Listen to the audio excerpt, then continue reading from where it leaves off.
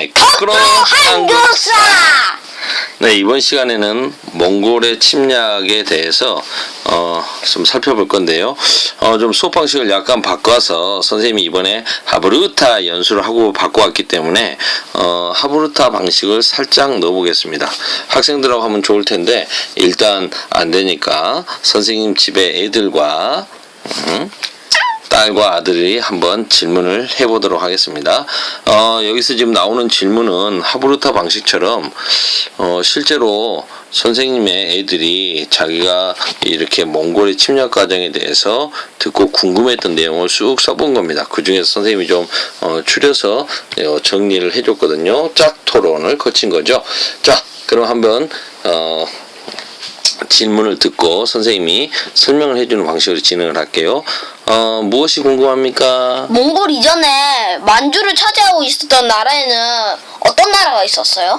13세기 몽골이 성장을 하기 전에 몽골이 글씨를 좀 써야겠구나. 잠깐만. 몽골이 세력을 뻗치기 전에 이 지역을 장악하고 있는 나라는 여진족이 세운 금나라였죠. 금나라는 만주뿐만 아니라 중국의 화북지방까지 장악하고 있었습니다. 그런데 이제 이 여진이 좀 약해지면서 몽골이 여진이 약해지다 보면 몽골이 세졌죠. 세져가지고 몽골이 이렇게 화북지방을 장악하고 이렇게 만주 지역도 장악을 하게 됩니다. 그래서 금나라가 이제 좀 무너지면서 금나라가 좀 얘들하고 싸우면서 약해지고 무너지면서 여진족이 갈라지죠. 그래서 동진국이라고 그래가지고 두만강가에 여진족이 좀 있고 이런 상황. 그리고 이 만주 지역에서는 여진족에게 눌려 있었던 어떤 민족이 있었을까? 옛날에 여기 요 나라 차지해서 이쪽에 있었던 거란족. 그렇죠. 거란족이 다시 일어나는 그런 분위기였습니다. 일어났다기보다는 몽골이 여진족을 누르니까 여진족이 약해진 틈을 타서 이제 거란족이 다시 한번 세력을 키우려고 하는 상황이었다고 봐야겠죠? 그러면 왜 몽골이 침략했어요? 몽골이 왜 우리 고려를 쳐들어왔을까? 그건 아빠가 요 다음 그림을 보면 설명을 해줄게요. 이 그림에서 먼저 설명을 해보자면 몽골이 이렇게 쳐들어와서 여진족이 좀 약화되니까 만주족의 거란족이 다시 자기 나라를 만들고 싶은 거야. 옛날에 요 나라를 다시 세우고 싶었겠지. 대요수국. 옛날에 그 대요나라가 이제 다시 요 나라를 수복하고 다시 나라를 세웠다 이런 의미일 것 같아요. 대요수국이라고 하는 나라를 세웠는데 당연히 몽골한테 박살납니다. 박살나니까 얘들이 이제 밀려가지고 몽골에게 쫓겨서 고려로 들어오게 되지. 근데 몽골이 이제 얘들을 다시 한번 얘들을 쫓아서 고려까지 오게 되는 거야. 그러면서 이제 여진족의 동진국과 그 다음에 고려 군대와 몽골군이 연합해서 우리나라의 강동 지역에 평안도 지방 북부 있지? 이 강동 지역에 숨어든 거란족을 물리치는 과정에서 만나게 됐지. 그러다 보니까 처음에는 몽골과 고려가 아주 사이좋게 친선관계를 맺으면서 국교를 세우게 된 거야. 이게 이제 아빠가 그림으로 미리 그려놨는데 바로 이런 상황이 된 거지. 몽골은 거란족을 쫓아서 우리나라에 들어오게 됐고 고려는 우리나라에 쳐들어온 거란족을 당연히 물리쳐야 했고 그 다음에 여진족이 세운 동진국이라고 하는 나라는 몽골의 눈치를 보면서 몽골을 도와주면서 이제 거란족을 물리치기 위해서 온 거야. 그런데 이제 몽골이 고려한테 우리가 이 거란족을 물리치는데 큰 기여를 해줬으니까 엄청나게 많은 세금을 달라고 요구를 한 거지. 공물을 바치라고 요구해.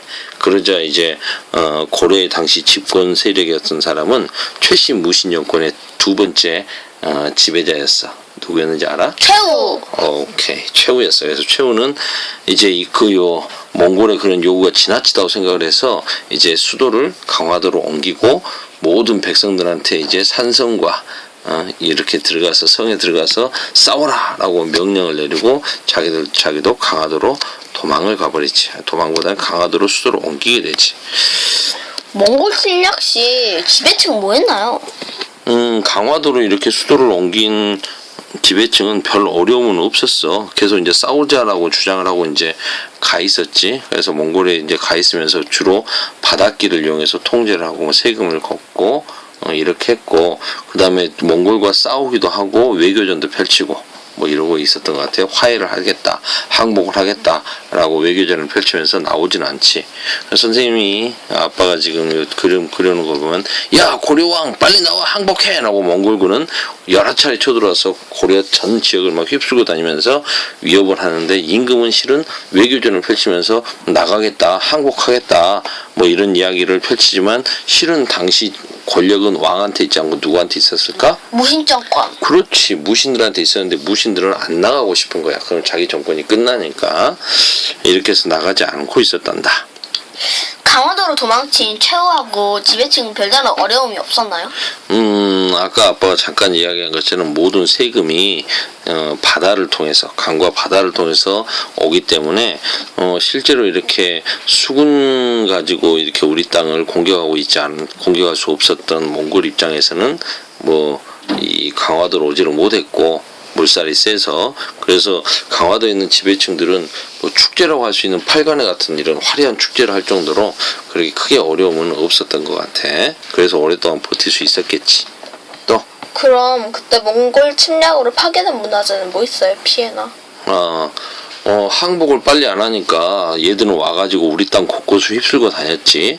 휩쓸고 다니면서 파괴된, 백성들이 삶도 엄청나게 힘들었지만, 파괴된 문화재 중에서 이제 대표적인 것은, 문화재 피해도 이제 컸는데, 그렇지, 알고 있구나. 맞았어. 거란 침략 때 거란의 그 침략을 부처님의 힘으로 막아보겠다고 만들었던 초조대장경, 처음 만들었던 대장경이라서 초조대장경이라고 하는데, 이 초조대장경이 대구 부인사에 보관돼 있었거든. 그걸 이제 다 몽골 애들이 불태워버렸고, 그 다음에 이제 얘들이 경주를 쳐들어가서 황룡사하고 황룡사 구축 목탑도 불태워버렸지. 또 뭐 궁금한 거? 그럼 몽골 침략 시 가장 싸움이 치열했던 곳은 어디예요? 가장 싸움이 치열했던 곳보다는 아마도 이제 가장 유명한 전투가 어디냐라고 이제 답을 해주는 게 더 좋을 것 같아. 그래. 경기도 지금 용인 지역에 그 처인성 전투하고 충주성 전투가 좀 유명한데, 둘 다 윤후, 김윤후 장군이 나오지. 그래서 윤후 같은 경우에 당시 승려였는데, 처인 부국민들하고 함께 힘을 모아가지고 2차 침입 때 적장 살리타를 죽이기도 하지. 그 다음에 이제 충주성 전투는 이제 이 처인성 전투의 승장이었던 윤후, 김윤후가 이제 충주 방어 별감이 돼가지고 그쪽에서 이제 그 별초군들, 양반 별초들은 다 도망가 버렸지만 노비라든가 이런 잡류 군대들을 모아가지고 싸우고 있었는데, 그 사람들 노비 문서까지 다 불태우면서 싸워가지고 이 사람들에게 이제 싸울 수 있는 힘을 줬다고 해야 되나? 독전을 하면서 승리를 이끌었지. 충주는 특히나 전라도 쪽이든 경상도 쪽이든 우리나라 남쪽으로 내려갈 수 있는 요충지였기 때문에 그것을 뺏고 지키기 위해서 전투가 치열했다고 볼 수가 있어. 근데 시간이 벌써 8분 40초 9분이 돼가네. 오늘은 여기까지만 해야 되겠다. 이 시간 이렇게 하고 일단 끊고 가자. 여러분들 좀 이따 다시 찾아오겠습니다.